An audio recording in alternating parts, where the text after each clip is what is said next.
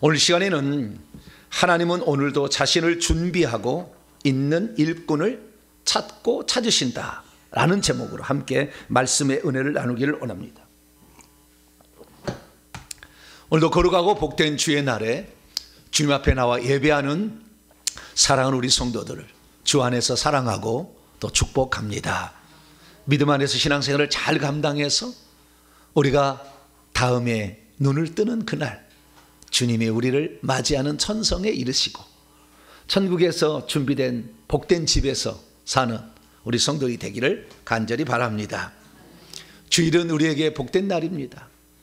우리에게 생명의 양식을 주시고 우리의 죄를 용서하시고 우리의 신앙을 고백하고 믿음의 사람들과 함께 만날 수 있는 귀한 날 아닙니까? 그래서 오늘도 주의 날을 통하여 여러분 많은 복을 누리게 되시기를 바랍니다. 이 세상에는 많은 사람들이 살고 있습니다. 그러나 하나님께서 쓰시고 싶어하는 사람은 많지 않습니다. 그러면 하나님은 어떤 사람을 찾고 쓰시는 것일까요? 그것은 한마디로 준비되어 있는 일꾼들을 찾으시고 부르신다라고 정리할 수가 있습니다. 하나님께서는 아직 다듬어지지 않는 거친 사람들을 쓰지 않습니다. 그래서 이 세상에는 참 많은 사람들이 살고 있지만 하나님이 쓰시고자 하는 참된 일꾼들을 찾기가 어렵다고 하나님은 말씀하십니다. 저도 재작년 6월 달입니다. 천국에 올라갔었는데요. 그때 주님으로부터 말씀을 들었어요. 근데 주님이 이런 말씀을 하셨어요. 사랑하는 아들아, 때가 급하다. 그런데 이 세상에는 참 많은 종들이 있지만 내 마음에 드는 종을 찾기가 쉽지 않구나. 내가 너희들을 부른 것은 이 마지막 시대에 너희들을 사용하려고 불렀다. 이렇게 말씀을 하셨어요. 그래서 저는 이 땅에 존재하는 수많은 목회자들이 있는데 이 목회자들이 다 하나님께 잘 쓰임받는 줄 알았더니 주님이 볼 때 찾으시는 사람이 많지 않다는 것을 그때 제가 알았어요. 홍수가 나면 물은 흘러넘치지만 마실 물이 없는 것처럼 목사가 많고 지도자가 많고 사람이 많아도 우리의 영혼을 살리는 그런 말씀을 하는 종이 많지 않은가 봐요. 그래서 주님같이 저같이 부족한 사람, 아무것도 아닌 사람을 불러서 이 시대를 깨우고 천국을 준비하는 사람으로 세워주셨는데 저도 매우 부족한 사람인데 주님이 그럴 때 몸둘 바를 모르겠더라고요.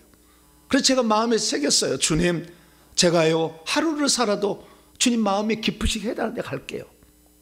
하루를 살아도 한 번을 설교를 해도 주님 마음을 기쁘시게 하다가 내 가겠습니다. 이런 고백을 드렸습니다. 오늘 주님이 찾으시는 바로 그 한 사람, 그 한 사람 오늘도 주님이 기다리고 있는 것입니다. 우리가 하나님의 뜻을 따라 살아가기 위하여 우리의 마음을 준비할 때 하나님은 오늘도 네가 나에게 있어서 고맙다. 내가 너 때문에 아직도 세상에 그래도 구원할 자가 너 때문에 구원할 자가 있어서 내가 조금이라도 더 구원할 마음이 있구나. 내가 조금 더 늦게 가마. 이렇게 말씀하실 수 있지 않겠습니까? 그래서 오늘도 우리는 주님이 찾으시는 바로 그 한 사람이 될 수 있게 되기를 간절히 바랍니다.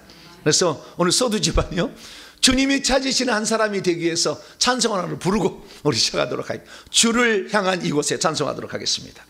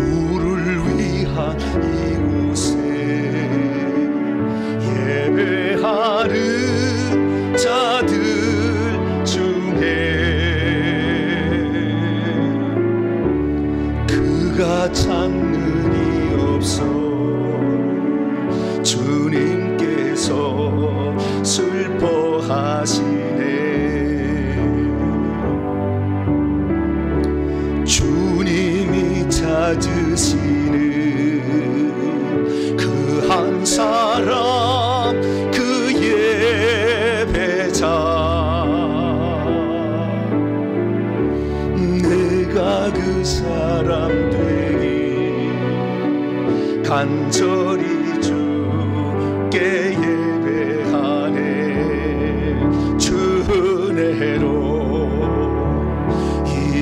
이곳에 서 있네. 주인제에 엎드려 절하네. 그 어느 것도 난 필요 없네. 주님만 경배해. 주 은혜로 이곳에 서 있네. 주 임재에 엎드려 절하네. 그 어느 것도 난 필요 없네. 주님만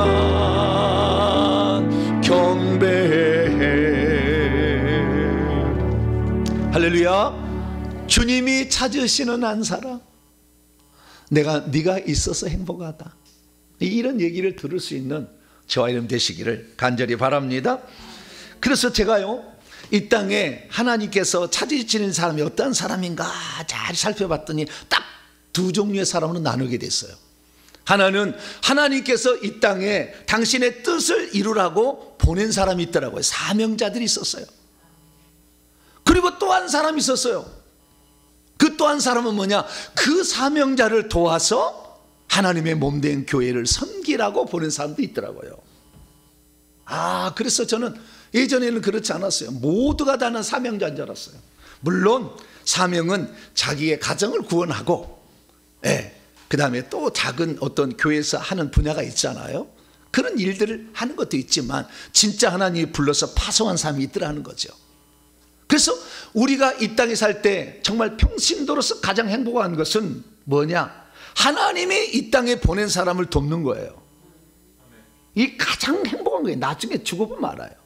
이게 가장 잘했다고 인정을 해요. 자기가 머리가 되려고 하면 안 돼요. 그 한 사람이 있더라고. 그 사람들이 있는데 그 사람들이 결국에 몸된 교회를 섬기는 것, 주님을 섬기는 거니까 일반 성도들의 사명은 딱 그거였어요. 제가 다 살펴봤어요. 내가 보낸 종을 섬겨야 된다. 그리고 몸된 교회를 세우라고 보낸 거다. 할렐루야. 요 두 가지를 하게 되면 평신도들은 아주 잘하는 거예요.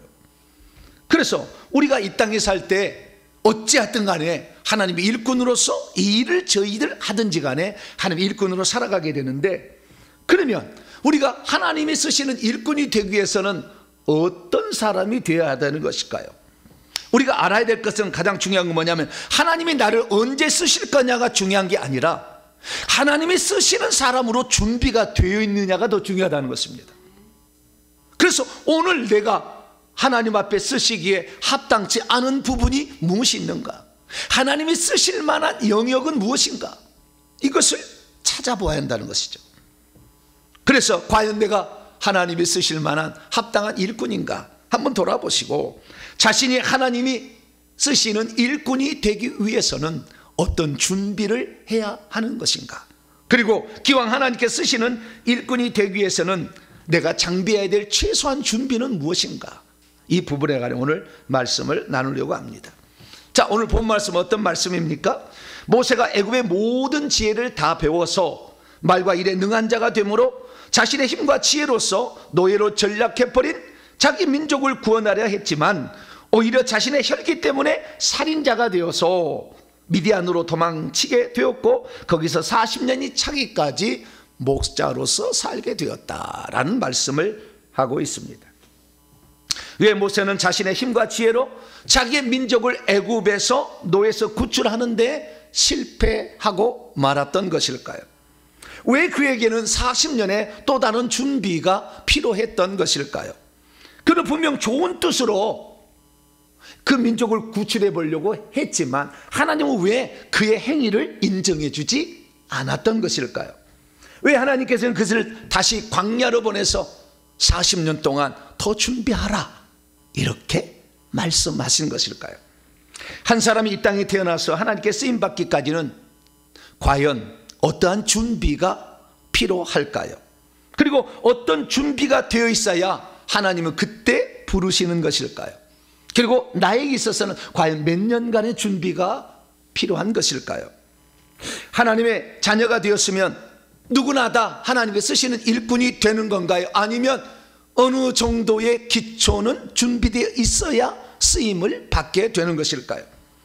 오늘 본 말씀은 AD 30년경 스데반이 산헤드린 공회에서 설교했던 내용 가운데 한 부분입니다. 이때 스데반은 이 대제사장, 다시 말해서 산헤드린 공회 앞에 가서 자신을 변호하는 설교를 하게 됩니다. 그때 이 자신이 예수 그리스도를 믿고 따르는 자가 될 수밖에 없었던 이유를 설명을 하는 거예요.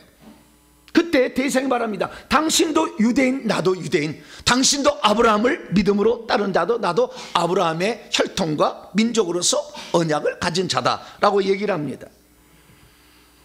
그래서 아브라함이 하나님께로부터 받은 그 약속의 때가 찼을 때에 이스라엘 백성이 애굽에서 번성하여 많아지게 되었는데, 그때 모세가 태어나게 되고 그의 부모는 그가 아름다운 아임을 보고 석 달을 감추었지만 더 이상 감출 수 없어서 결국에 나일강에 던지라는 바로 왕의 명령에 따라 직접 던지지 못하고 갈대 상자를 만들어서 나일강에 띄우게 되는데, 그날 하셉스트 공주가 와서 그 갈대 상자를 발견해 가지고 자기의 양 아들로 기르게 되는데, 그때 이 모세의 누나 미리암이 가서 유모를 불려올까 해서 자기 어머니를 불러다가 그렇게 데려가므로 어머니가 유모 겸 이렇게 그 직접 진짜 친어머니지만 유모가 되어서 그 모세를 길러서 결국에 하셉스트 공주의 양아들이 되었다라는 겁니다. 그래서 하셉스트 공주의 양아들이 되었던 이 모세는 애굽의 왕으로서 배워야 될 모든 학문과 지혜와 군사 기술을 다 배우게 됩니다. 그래서 왕이 되기 위한 모든 수업을 다 받게 되었어요. 그러나 그가 어느 날 자신이 할 일을 깨닫게 되는 때가 찾아옵니다. 그것은 뭐냐? 내가 애굽 사람의 모든 지혜와 학문을 익혔으니 이제 내가 하나님을 위해서 일할 때가 되었다라고 스스로 생각한 거예요. 그때가 그의 나이 40살이었습니다. 그래서 자기의 민족 자기의 민족 히브리인들이죠. 이스라엘 사람들은 애굽에 들어가서 이제 종살이를 하게 되는 상황이라 그 종살이를 하는 애굽의 사람들 형편을 알아보러 갔는데, 애굽의 감독관이 이 지나치게 때리고 막 자기 동족을 하는 걸 보게 돼요. 그래서 화가 나가지고 그 애굽의 감독관을 그 자리에서 쳐서 죽여버립니다. 그리고 모래에 감춰두게 됩니다. 근데 그 장면을 사람들이 봤겠죠. 근데 그 다음 날입니다. 그 다음 날 다시 또 자기의 민족이 어떤 상태에 있는가 알아봤더니 이제는 자기 민족인 히브리인끼리 싸우는 거예요. 그리고 왜 동포끼리 싸우느냐, 하나가 돼도 모자랄 판국에 라고 얘기를 했을 때 그 친사람이 뭐라고 하냐면은, 누가 너를 통치자와 재판장으로 우리 민족 위에 세웠느냐, 내가 이제는 애굽 사람을 쳐 죽인 것 같이 오늘은 나를 쳐 죽이려 하느냐라고 말했습니다. 그러자 모세는 자기가 행한 일들이 이미 모든 사람에게 알려졌을 뿐만 아니라 이스라엘 민족이 자신을 이스라엘 민족의 구출자로서 인식하지 않는다, 아직 자기를 받아들일 준비가 되지 않았다라는 사실을 깨닫게 됩니다. 바로가 그래서 모세를 죽이려고 이제 저놈이 히브리였구나 해서 죽이려고 찾게 되자 미디안으로 도망을 치게 되죠. 그래서 미디안에 가서 목자로서 어느 집에 가서 몸붙여 살다가 그의 딸과 결혼해서 아들을 둘을 낳고 되고 40년 동안 광야에서 목자를 살게 되었다. 그때 하나님이 보낸 천사에 의해서 가시나무 불꽃 가운데서 모세를 불러서 하나님이 말씀하시죠.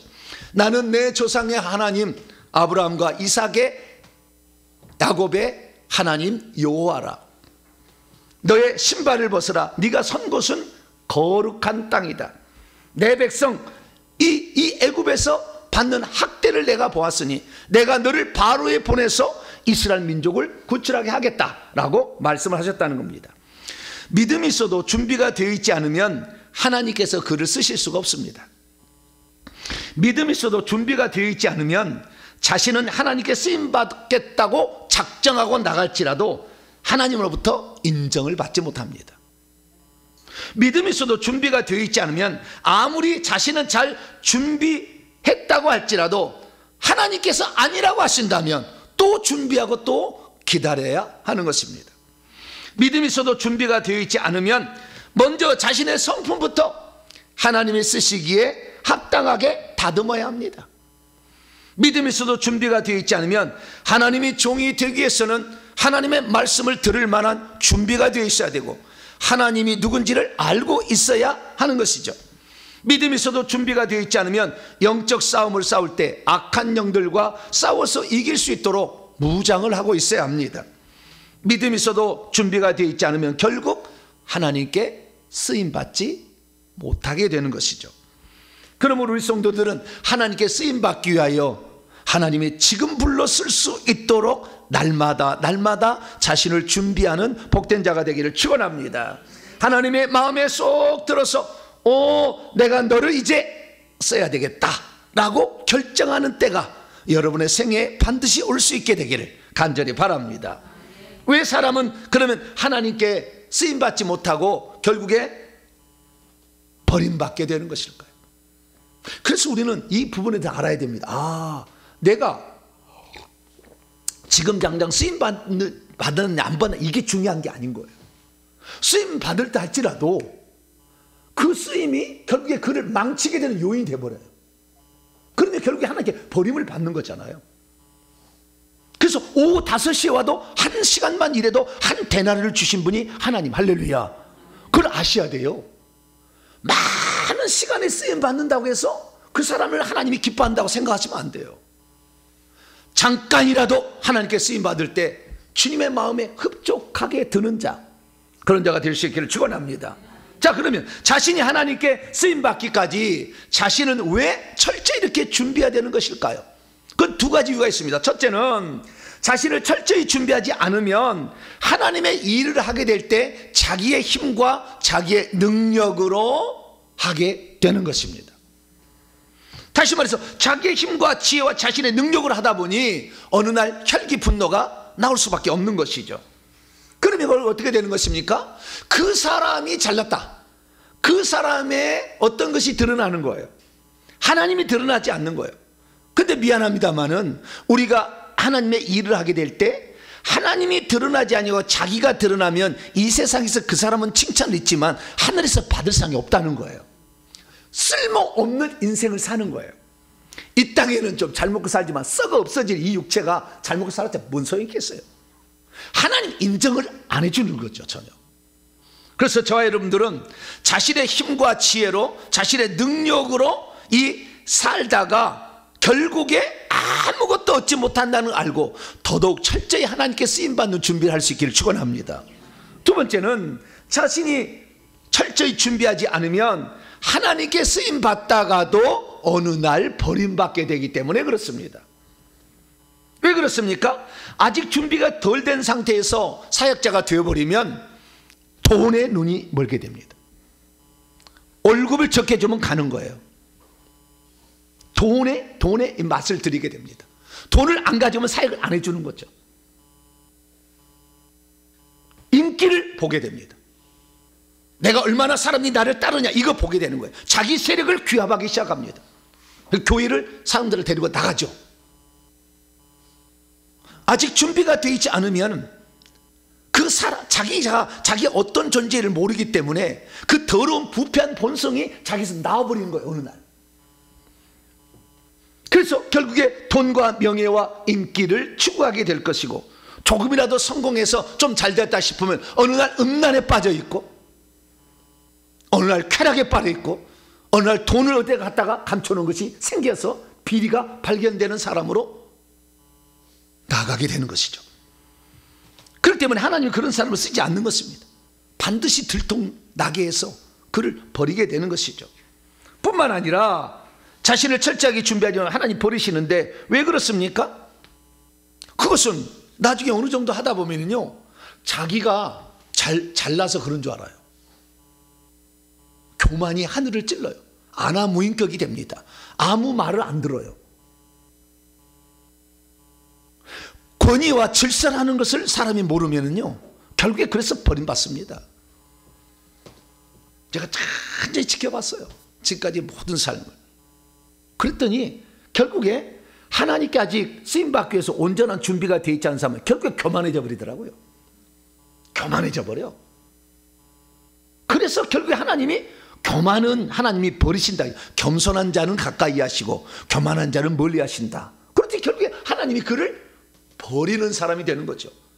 준비되지 못해서 쓰임받다가 버림받기보다는 더욱더 철저히 준비해서 하루를 주 앞에 쓰임받더라 할지라도 주님이 기뻐하는 그런 삶이 될 수 있기를 축원합니다. 그럼 진정한 하나님의 사역자로 준비하려면 우리는 과연 무엇을 준비했을 때 하나님이 우리를 기쁘시게 받으시고 쓰시는 것일까요? 하나님께 위대하게 쓰임받은 사람들이 성경에는 등장합니다. 그런데 제가 봤을 때 성경책을 가장 많이 쓴 사람을 제가 위대하게 쓰임받은 사람이라고 정의해 본다면 구약은 모세예요. 모세. 신약은 사도 바울이에요. 성경책을 가장 많이 쓴 사람. 왜냐하면 이게 하나님 말씀으로 우리가 인정을 하잖아요. 네. 그렇기 때문에 구약에는 모세, 신약은 바울이란 이 두 가지 인물에 대해서 우리는 철저히 공부할 필요가 있는 거죠. 왜? 하나님이 써서 그가 하는 말이 성경이 되게 했으니까. 그래서 저는 어떤 사람보다도 모세를 연구를 많이 하고 어떤 사람보다도 바울 연구를 많이 합니다.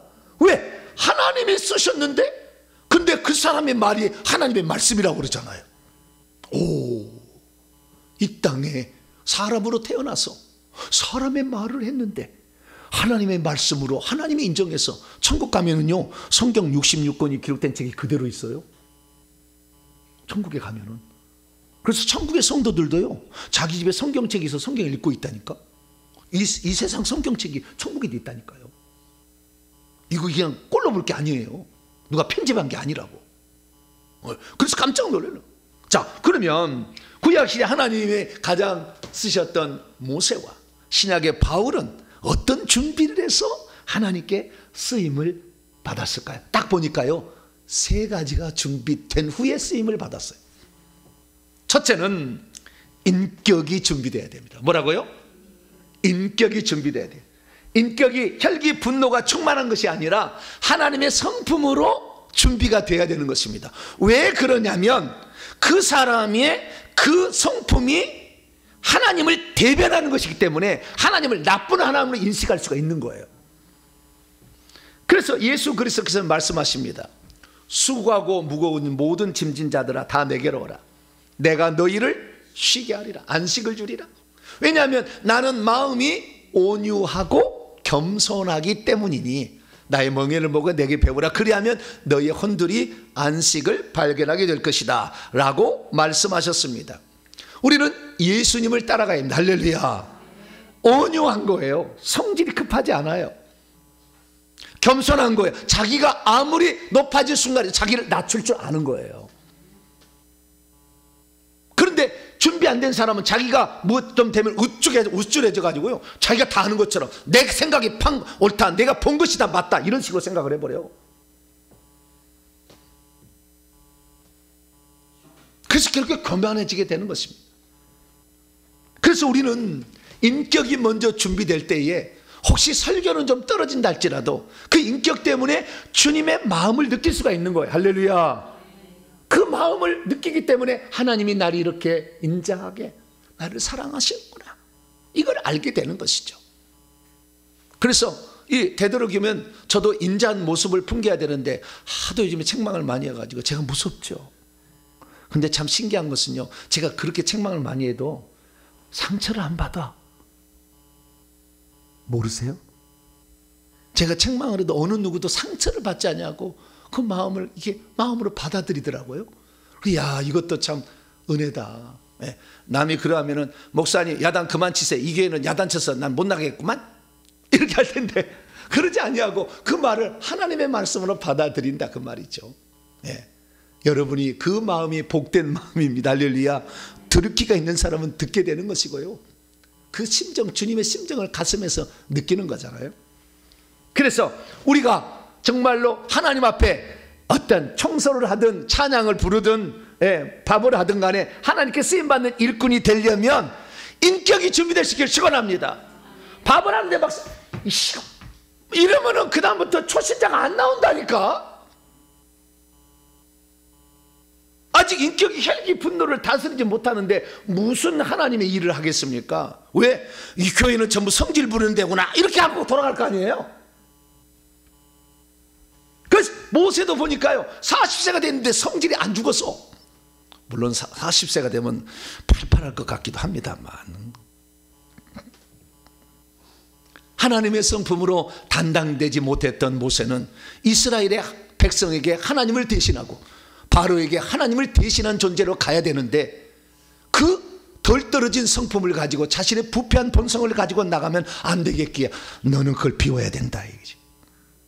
그래서 40세가 자기가 하나님을 위해서 일하겠다 하는데도 하나님이 안 쓰신 거예요. 모세는 생각했습니다. 내가 40년 동안 애굽의 모든 학문, 세상 최고의 학문입니다. 지혜, 군사 능력, 에디오피아 가서 8만 명 가서 수십만 명을 무찌르고 왔어요. 다른 기록을 보게 되면 아주 전쟁도 잘하고요, 사람 죽이기도 잘해. 아주 훈련을 제대로 받았어요. 그래서 자신은 못할 것이 없다라고 생각했어요. 그러나 그의 성품에 하자가 있다는 것을 본인은 모르는 거예요. 그런데 애굽 관리가 자기의 동족을 쳐 죽이는 거 보고 화가 나가지고 조금 부당하다.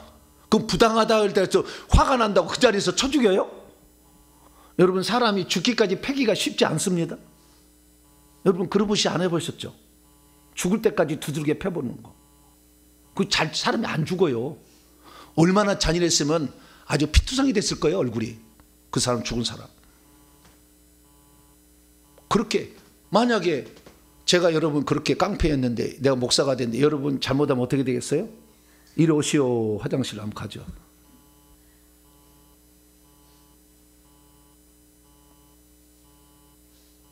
이 양반은 왜 사사건건 나를 반대?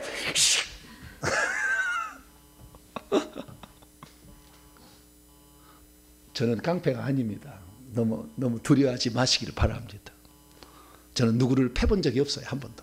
네. 맞을 때는 있었어요. 그러나 패보지는 않았습니다. 근데 성질이 그게 죽지 않으면 그것이 하나님이 그런 분으로 착각하는 것이죠. 그렇기 때문에 우리의 성품은 다듬어져야 될 줄로 믿습니다. 결국에 하나님이 일을 하는 데는 자신의 성질대로 할 수 없는 것이죠. 그러면 혈기의 영, 분노의 영, 살인의 영이 들어오는 거죠. 우리가 말하는 생활 속의 회개에 나오는 그 죄의 부분이 우리에게 혈기, 분노가 나오는 거잖아요. 그 영이 확 들어와서 목덜미를 차지해서 핏대가 올라가는 일을 할 수밖에 없다는 것이죠. 결국 모세는 이스라엘 백성을 구출하는 일을 자신의 난폭한 성질로 인하여 한 사람을 쳐 죽이는 것으로 아직 준비가 되지 않았음이 만천하에 드러나게 됩니다. 그런데 모세는 지금 어떤 상태로 하나님이 쓰시려고 하는 것입니까? 이스라엘 민족 200만 명이 애굽의 노예로서 일하고 있는데 그 노예를 구출하려는데 편한 삶을 살았던 애굽인이 그냥 내주겠습니까? 자기 종들을?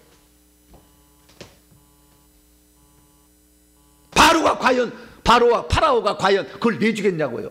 지금 누구한테 대적을 해야 되는데, 그 파라오는 모든 민족, 자기 민족의 우두머리일 뿐만 아니라 애굽에 엄청난 수사도 있었잖아요. 지팡이를 뱀으로 만들 수 있는 그 현장에서 엄청난 사단과 귀신의 능력을 가진 자들의 포진대에서 애굽의 신들까지 쫙 포진된 그 사람을 지금 대적해서 거기서 끌어내야 되는데, 성질나다고 그 한 사람 이렇게 해 있어가지고 그렇게 하고 안 되잖아요.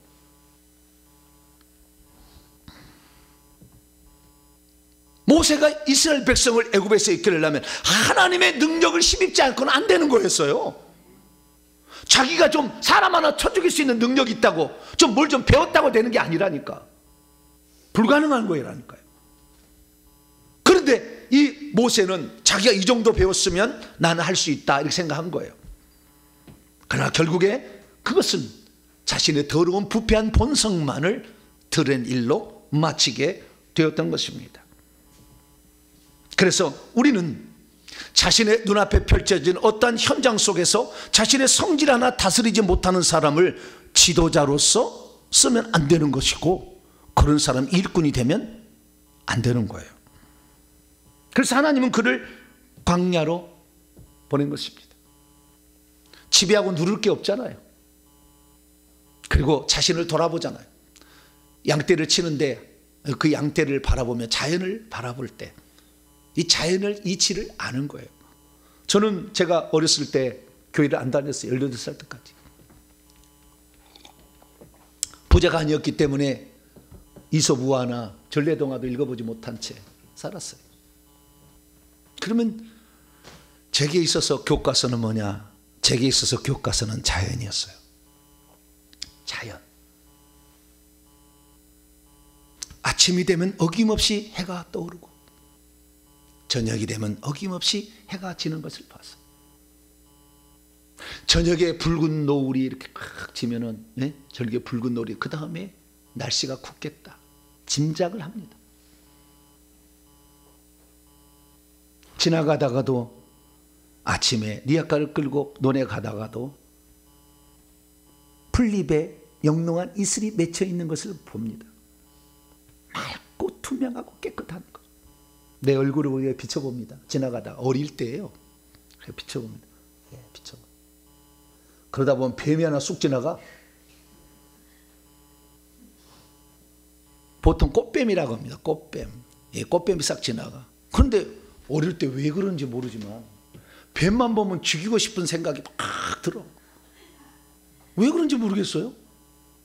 사람에 대해서 내가 아무리 화를 내도 그렇게 안 냈는데 뱀만 지나가면 가만두지 않아. 낫이 있잖아요. 낫이. 풀베로 가는 거니까. 낫으로 가서 쫓아가가지고 대가리를 찍어버렸어. 거기를 한두 번 한 게 아니에요. 왜 그래? 뱀하고 뭔 원수지간이 지었는지 모르지만 나는 그걸 몰랐어요. 자연 속에서 그냥 배운 거예요. 제가. 네. 그래서 나는 깨끗하게 살아야 된다. 모든 것은 밤이 찾아오지만 다시 새벽이 온다. 그걸 안 거예요. 자연을 통해서. 그리고 뱀은 반드시 죽여야 된다. 나는 예수 안 믿었다. 18살까지. 근데 아버지가 이걸 내가 보고 자란 거예요. 그래서 자연이 교과서였어요.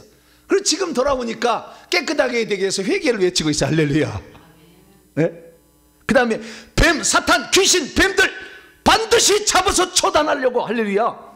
이것을 하고 있어. 야. 그리고 어떤 환난 풍파가도 다시 어둠이 지나면 아침이 찾아온다. 할렐루야. 어김없이 온다는 걸 알기 때문에 지금 어떤 어려움이 온다 할지라도 나는 절망하지 않아요. 그럴 수 있지. 살다 보면 시궁창이 빠지고 지나가다 보면 발도 빠질 때 있잖아. 다시 씻으면 되지. 어째 내가 빠졌을까? 맨날 고민하고 있으면 기분만 나빠. 네. 빠질 수도 있지. 살다 보면 다시 씻고 다시 출발하면 되는 것이지. 할렐루야. 그래서 자연 마음을, 그래서 자연을 통해서 비로소 인위적인 것이 아닌 하나님의 창조의 섭리 속에서 하나님을 발견하기 시작한 거죠. 40년 동안 하다 보니까 조금 마음이 누그러졌어요. 그러다 보니까 그가 40년이 지난 다음에 어떻게 변했을까요? 민수기 12장 3절 말씀 보니까 이 사람 모세는 이제는 온유함이 지상에 있는 모든 사람들보다 더하더라. 할렐루야. 이렇게 달라진 거예요. 그러니까 하나님이 쓴 거지.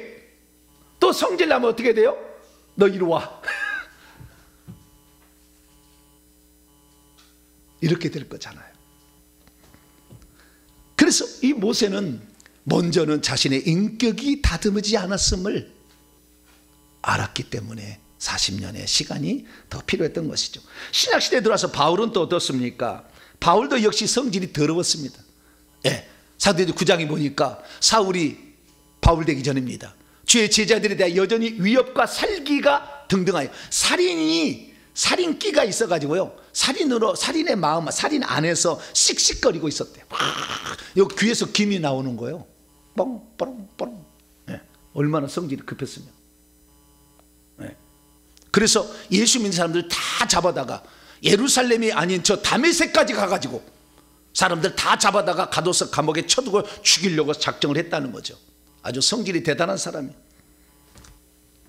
그러므로 하나님께서는 글을 쓰시기 위해서는 이러면 안 되겠다 싶어가지고 강제로 뽑았어요. 누구한테? 아나니한테 보내가지고 안수라니까 눈에서 비늘이 벗겨지는데 뱀이 나오더라고. 그게 바로 살인의 영이에요. 혈기의 영이라고. 그것이 이것을 가지고 있으면 안 되니까. 그때 아나니아 안수를 통해서, 그래서 이게 영이 많은데요, 제가 안수해 보면은요, 이 제사하고 무당의 세력이 많은 사람은 눈이, 제가 안수를 하면은 난리나. 견딜 수가 없어. 워낙 뱀이 많으니까. 엄청난 거예요. 그래서 하나님은 글을 쓰시기 위해서 뭐요? 아나니아의 안수를 통해서 혈기의 영과 살인의 영을 빼주셨습니다. 그러나 그의 눈에는 여전히 아직 남아있는 게 다 나가지는 않았어요. 그러다 보니까 1차 전도여행을 끝나고 2차 전도여행 갈 때 바나바가 마가 요한을 데려가는 문제로 상의했을 때 1차 전도여행 때 힘들다고 중간에 삐져가지고 간 놈을 다시 쓸 수는 없다. 안 돼! 안 돼요? 돼요? 안 될 수도 있고 될 수도 있는 거예요. 근데 안 되라고 얘기를 한 거예요. 근데 그때 바나바가 데려가자고 할 때 바나바가 누굽니까? 자기가 무명 시절에 자기를 데려다가 안디옥 교회에 동역자로 삼아준 스승과 같은 존재잖아요. 그럼 성질이 아무리 못됐다 할지라도 그런 상황에서 둘이 부딪히게 되면 윗사람의 말을 들어야 될 거 아니에요. 그러지 않아요? 기본적으로 동방예의지고 그럴 건데. 그런데도 자기가 절대 안 된다고. 그래서 피차 서로 싸워서 갈라졌다 이렇게 얘기해요. 아직도 성질이 있었다는 거 아니에요. 그렇기 때문에 1차 전도행 때는 그렇게 많은 열매를 맺지를 못해요. 2차 전도행 때 드디어 모든 것을 안디옥 교회로부터 다 지원을 못 받고 아무런 것을 도움을 받지 못해 비로소 처음으로 다시 시작하는 거예요. 마게도냐에서. 그러므로 바울도 그 성질을 없애기 위해서, 그래서 그 성질 때문에 결국에 자신이 잘못하고 있었다는 것을 알았기 때문에 2차 전도행 때 마게도냐 빌립보에 가서 얻어 터질 때 절대 화 안 낸 거 아니에요. 그때 오히려 회개했을 거예요. 나도 성질 더러워서 참지 못하고 점치는 내 하인을 돈 못 벌게 만들어 이걸 죽여야 되겠다고 막 두개 패배에 대해서 이해를 한 거예요. 나도 그랬을 거다. 그래서 거기서 회개를 시작해서 비로소 더 많은 영을 빼내게 되므로 하나님께 쓰임받는 사람이 되었음을 믿으시기 바랍니다. 하나님의 일꾼이 되기 위해서 두 번째 필요한 것은 무엇일까요? 그것은 하나님의 말씀으로 하나님의 마음이 그 속에 들어가야 돼요. 하나님의 말씀이 그 속에 들어가야 합니다. 믿음이 말씀의 반석 위에 서 있어야 되는 것입니다. 오늘날 수많은 사람들이 하나님께 쓰임 받는다고 하지만 잠깐 쓰임 받고 끝나고 교만하고 타락한 것은 사역의 은사만 나타났을 뿐이지 그 속에 말씀이 별로 없어요. 이게 귀신이 이게 가르쳐주고 귀신이 준 능력인지를 구분을 못하는 거예요. 그러다 보니까 타락해버려. 쉽게 막에 속아버려. 그래서 우리는 철저하게 하나님 말씀을 공부해야 됩니다. 특히 귀신을 쫓아내면 주 예수의 이름으로 쫓아내기 때문에 예수님이 누군지에서 공부를 해야 될 줄로 믿으시기 바랍니다. 모세가 그래서 애굽에서 배운 모든 학문은 세상 학문이요, 그 세상 학문에 단 한 것도 여호와 하나님이 누군지를 가르쳐주지 않아. 하나님의 마음이 뭔지를 가르쳐주지 않아. 성경을 봐야 되는 거예요. 세상의 박사가 하나님의 일을 잘하는 게 아니라고. 그건 학문적일 뿐이야. 하나님의 마음을 알아야 돼. 하나님의 마음을 읽어내야 돼. 성경을 통해서.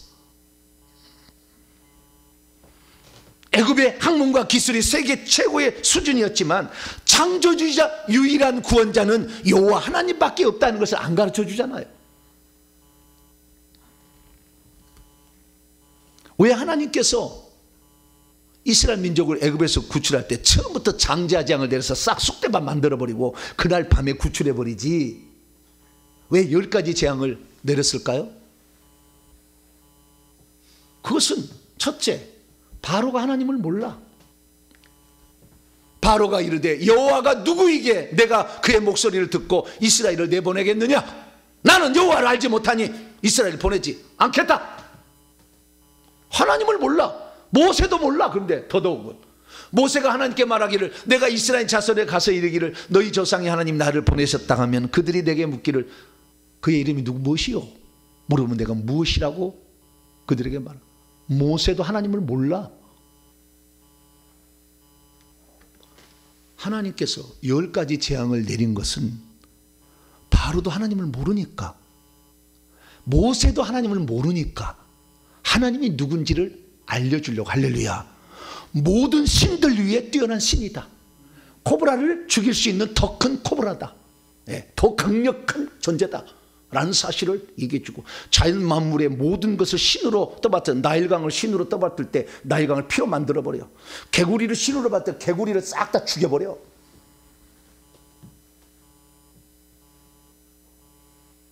그래서 하나님만이 전능자라는 것을, 모든 것을 하실 수 있다는 것을 보여주는 겁니다. 할렐루야.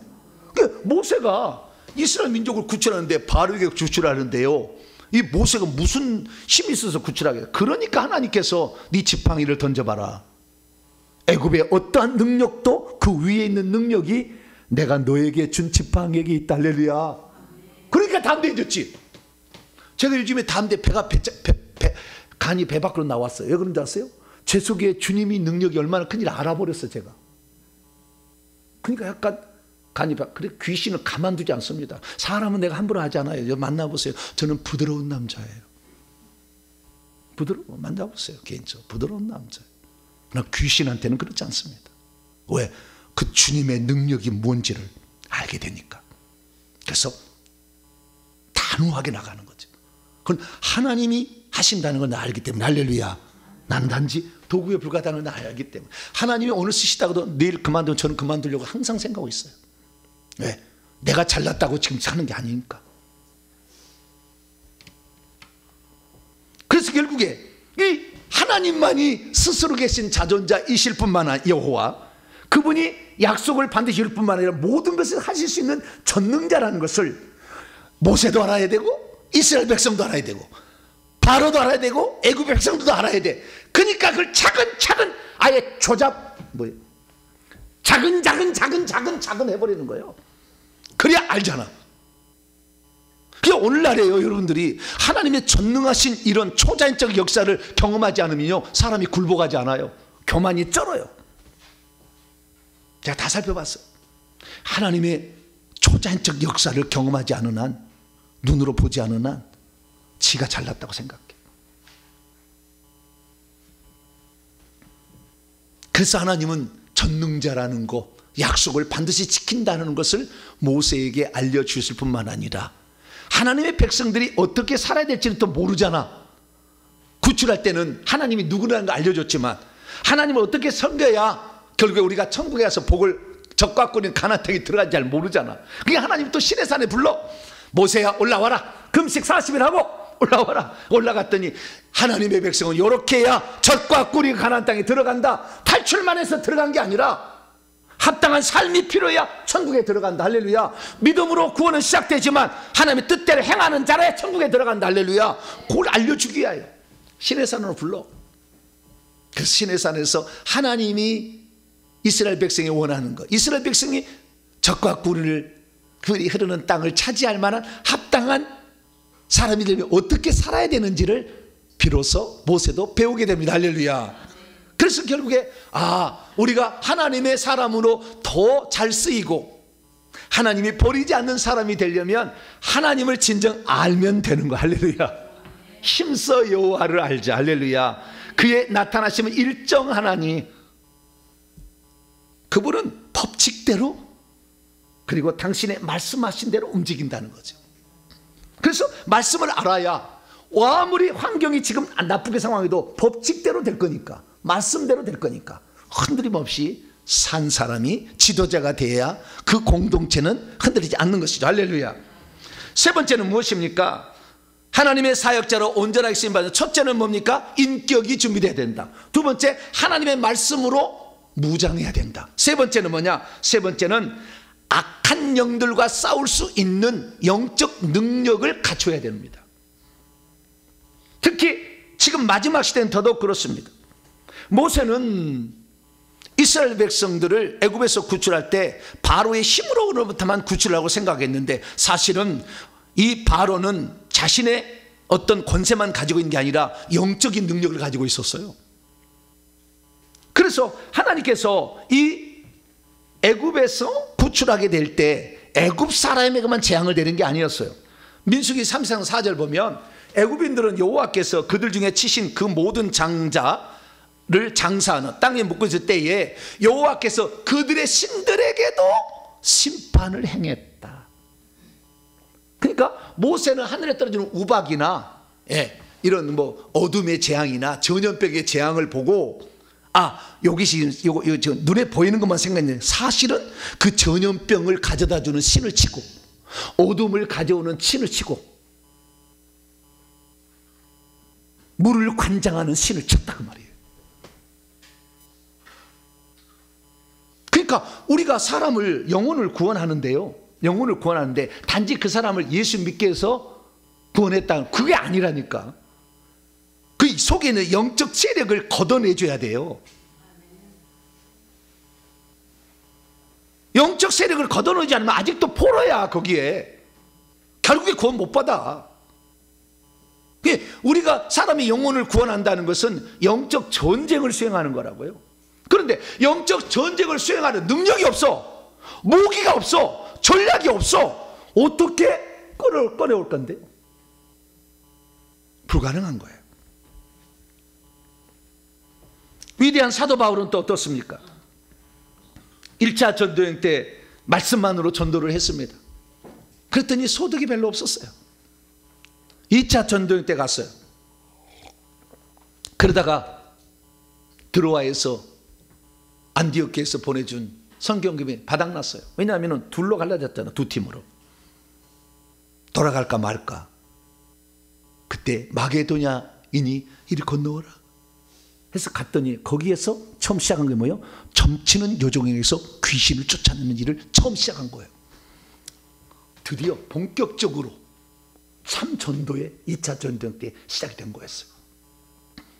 그래서 귀신을 쫓아내야 된다는 것을 알았지만 이거에 대해서 심각성은 잘 몰랐어요. 데살로니가를 지나서 베레아를 지나서 아덴을 가서 자기의 지혜로 전도를 해봤어. 아테네에 가가지고 에피쿠로스 아빠, 스토아 아빠하고 얘기를 해봤어요. 그랬더니 뭐라고 한지 아세요?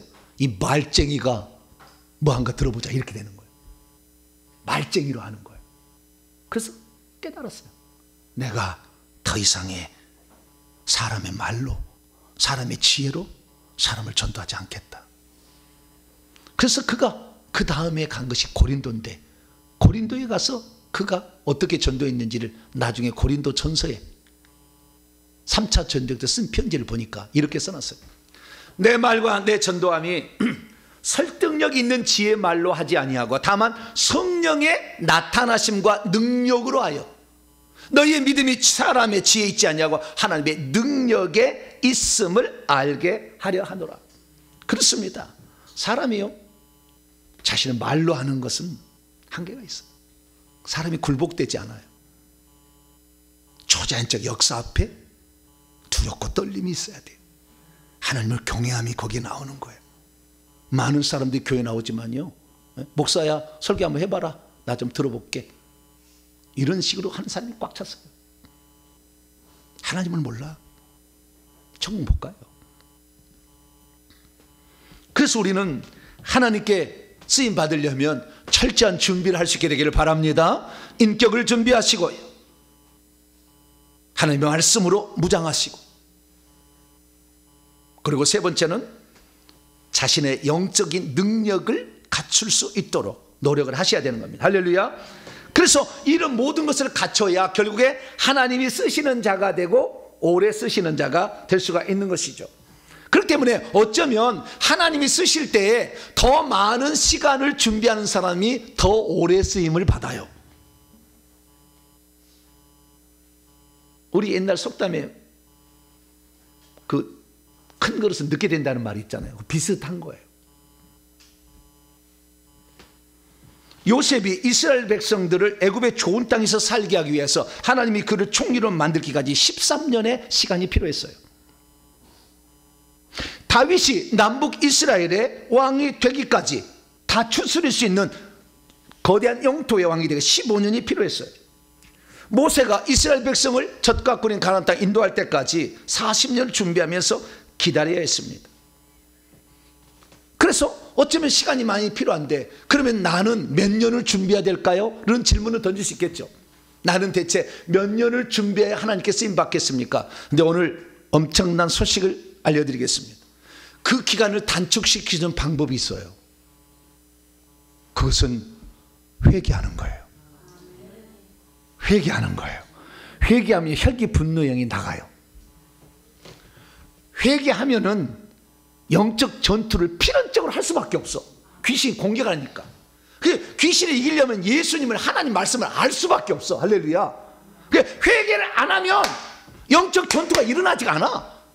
회개 안 한 사람은 귀신의 공격이 없기 때문에 편안, 일종의 편안, 거짓된 포장입니다만 편안해. 별 문제 없어. 근데 회개를 해보세요. 귀신들이 나를 잡아먹으려고 그래. 이걸 이겨야 되잖아. 영적 전투가 필연적으로 이루어져 버려. 그런데 이기려면 뭐냐? 주님이 누군지를 알아야 돼. 우리 안에 계신 이가 세상에 있는 자보다 크심이라. 할렐루야. 하나님께서 나신 자가 나를 붙드심에 악한 자가 나를 만지지도 못한다. 할렐루야. 귀접하려고 하도 너 타! 어디서? 예수 이름으로 페이! 할렐루야. 하는 거예요. 그러면 진짜 못 와요. 꿈속에. 그러면 못 온다니까. 그래서 우리가 이 회개하는 일은 모든 사역의 기초입니다. 회개를 해서 못 쓰임 받아도 천국 가요. 너무 감사해. 그래서 우리가 하나님의 일꾼이 되려면 인격을 다듬는데도 회개하는 것만큼 좋은 방법이 없어. 영적 전쟁의 전사가 돼서 무기를 갖추려면 회개할 때 비로소 달라갈 수밖에 없다니까. 그리고 그 영적 무기를 얻으려면 하나님 말씀이 있어야 돼. 믿음은 들으면 그리스도의 말씀이니까 말씀을 듣지 않으면 안 돼. 배우지 않으면 안 돼. 할렐루야. 그래, 회개하면은 세 가지가 그냥 이렇게 오는 거야. 할렐루야. 이렇게 인격도 따라오게 되는 거, 능력도 따라오게 되는 거, 말씀도 따라오게 되는 거. 할렐루야. 그래야만이 하나님이 쓰시는 귀한 존재가 될 줄 믿으시기 바랍니다. 그렇습니다. 믿음이란 무엇입니까? 인격과 말씀과 영권을 더 철저히 준비하는 것입니다.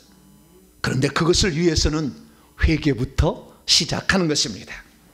오늘날 교회가 커지면 여러 가지 지체들이 함께 모여 살기 때문에 여러 가지 필요합니다. 예배를 위해서는 음향도, 영상도, 찬양 담당 이런 것도 필요합니다. 그리고 문서 선교를 해야 할 때는 글을 잘 편집할 사람도 필요합니다. 축사와 치유사, 우리 같은 경우는 이럴 때는 축사와 치유할 수 있는 성령의 능력도 갖춰야 합니다. 그래서 다양한 사람들이 필요합니다. 그러나 어떤 일을 시작하든지 간에 회개가 되어 있지 않으면 성질이 나오는 거예요.